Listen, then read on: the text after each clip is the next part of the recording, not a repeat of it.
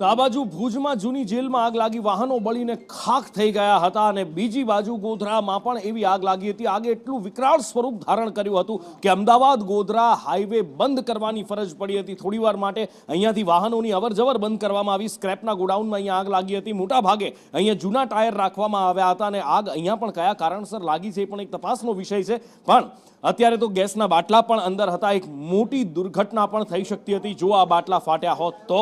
આ સ્ક્રેપના ગોડાઉનમાં ટાયરના કારણે આગે વિકરાળ સ્વરૂપ ધારણ કર્યું હતું. અહીંયા પણ કિલોમીટરો દૂરથી કાળા ધુમાડાના ગોટે ગોટા જોઈ શકાય એવી હાલત હતી. ફાયર બ્રિગેડ અહીંયા પહોંચ્યું અને ફાયર બ્રિગેડે મહદઅંશે આગ પર કાબુ મેળવી લીધો છે.